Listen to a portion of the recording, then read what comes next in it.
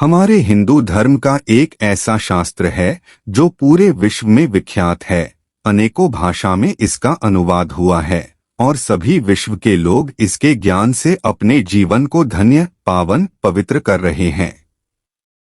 गीता एक ऐसा पवित्र और पावन ग्रंथ है जिसके आदर्शों पर चलकर मनुष्य न केवल खुद का कल्याण कर सकता है बल्कि वह संपूर्ण मानव जाति का कल्याण करता है। यह पवित्र ग्रंथ श्रीमद् भागवत गीता न केवल धर्म का उपदेश देती है बल्कि जीवन जीने की कला भी सिखाती है। जीवन का अर्थ व सार बताती है। महाभारत के युद्ध के पहले अर्जुन और श्री कृष्ण के संवाद लोगों के लिए प्रेरणा स्रोत हैं। पूरी गीता कर्म क्षेत्र पर आधारित है कि केवल भाग्य भरोसे रहने से कुछ नहीं होता है, उसके लिए कर्म सर्वश्रेष्ठ है। गीता के उपदेशों पर चलकर गीता न आदर्शों, गीता का ज्ञान मानव जीवन केवल हम स्वयं का बल्कि समाज का कल्याण भी कर सकते हैं।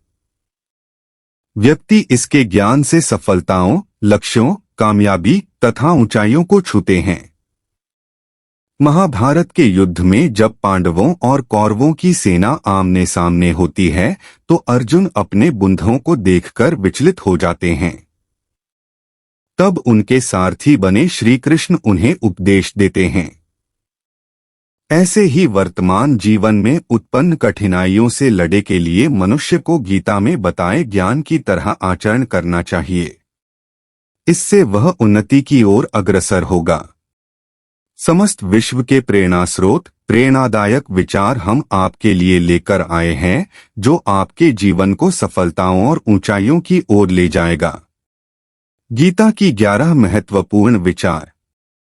1. मन को स्थिरता देना। गीता में कहा गया है कि अगर हमने अपने मन पर काबू कर लिया तो समझो जीवन की हर समस्या का समाधान हो गया। मन ही हमारी बाधा है और मन ही पथगामी भी है, इसलिए इसकी लगाम ढीली नहीं छोड़नी चाहिए। 2. क्रोध पर नियंत्रण। क्रोध ही समस्या को घोतक है। कभी कभी हम ऐसा कर्म भी कर जाते हैं जो मानवता के विरुद्ध है। गीता में कहा गया है, क्रोध से भ्रम पैदा होता है, भ्रम से बुद्धि व्यग्र होती है। जब बुद्धि व्यग्र होती है तब तर्क नष्ट हो जाते हैं। जब तर्क नष्ट होते हैं तो व्यक्ति का पतन शुरू हो जाता है। इसीलिए इस शत्रु पर विजय पानी अति आवश्यक है।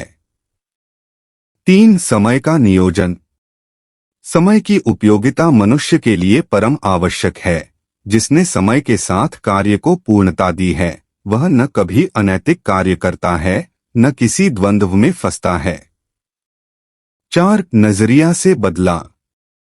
जो ज्ञानी व्यक्ति ज्ञान और कर्म को एक रूप में देखता है उसी का नजरिया सही है। इससे वह इच्छित फल की प्राप्ति कर सकता है। 5. मन पर नियंत्रण आवश्यक। मन पर नियंत्रण करना बेहद आवश्यक है। जो व्यक्ति मन पर नियंत्रण नहीं कर पाते उनका मन उनके लिए शत्रु का कार्य करता है। बनते काम भी बिगड़ जाते हैं। 6. आत्म मंथन करना चाहिए। गीता में कहा गया है कि किसी भी कार्य को शुरू करने से पहले आत्म मंथन, उस कार्य के प्रति सोचना आवश्यक है जिससे कार्य में भी सफलता मिलेगी और वह नियत समय पर भी पूर्ण हो पाएगा। इसीलिए व्यक्ति को आत्म मंथन करना चाहिए। आत्मज्ञान की तलवार से व्यक्ति अपने अंदर के अज्ञान को काट सकता है जिससे उत्कर्ष की ओर प्राप्त होता है। 7. सकारात्मक सोच से निर्माण। अगर अधिक पाना है और सबसे आगे रहना है तो सोच को अधिक तीव्र करना होगा। सकारात्मक सोच से ही मस्तिष्क का विकास हो पाएगा। मनुष्य जिस तरह की सोच रखता है वैसे ही वह आचरण करता है।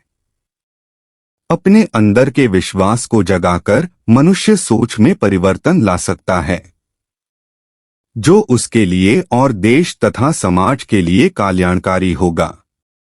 8. कर्म का फल।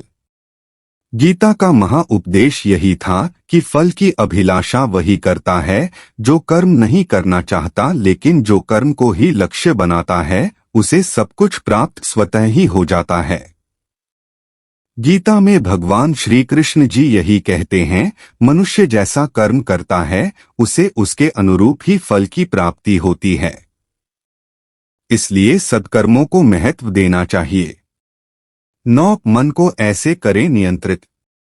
कहावत आपने सुनी होगी, मन तो बंदर है, जिसके अंदर स्थायित्व नहीं है वह चंचल है, उसको काबू करना परम आवश्यक है।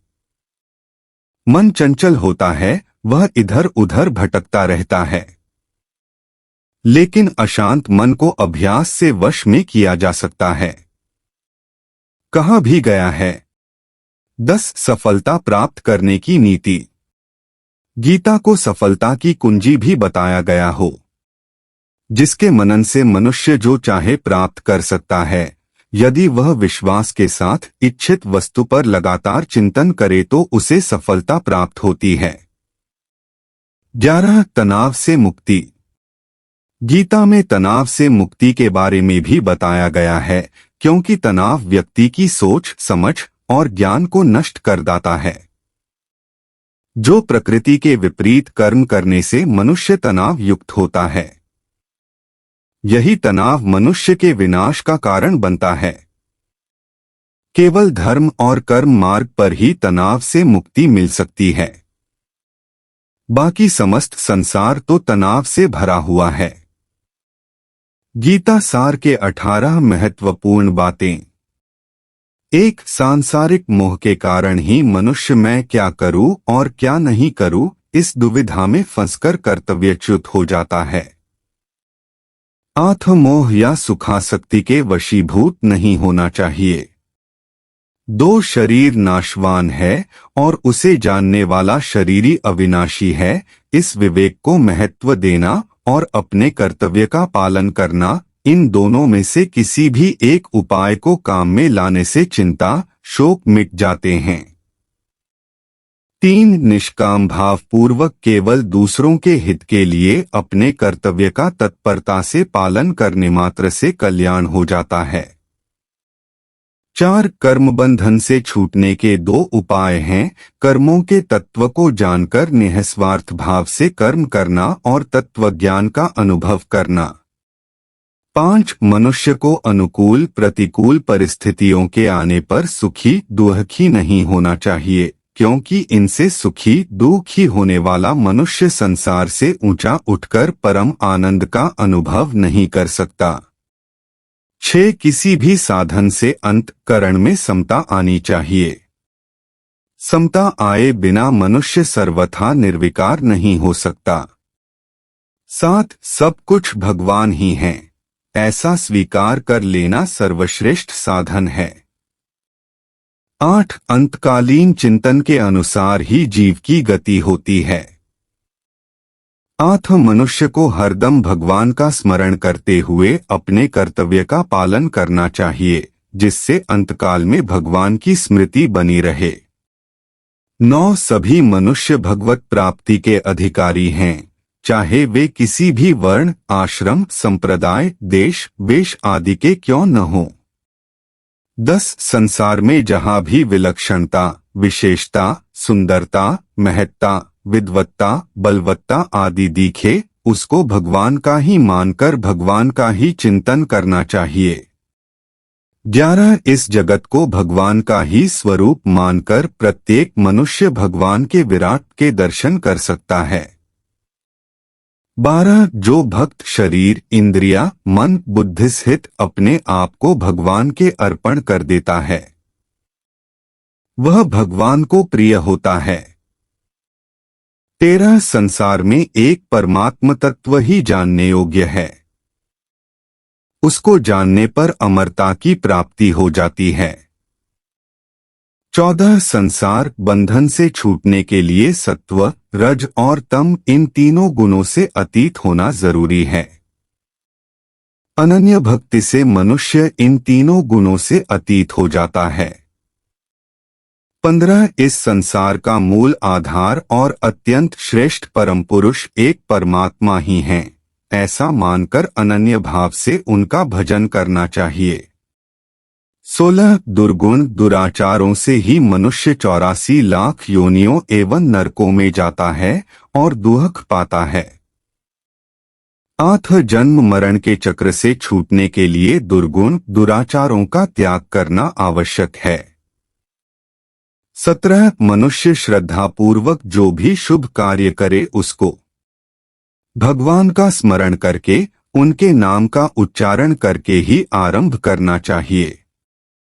18 सब ग्रंथों का सार वेद हैं, वेदों का सार उपनिषद हैं, उपनिषदों का सार गीता है और गीता का सार भगवान शरणागति है।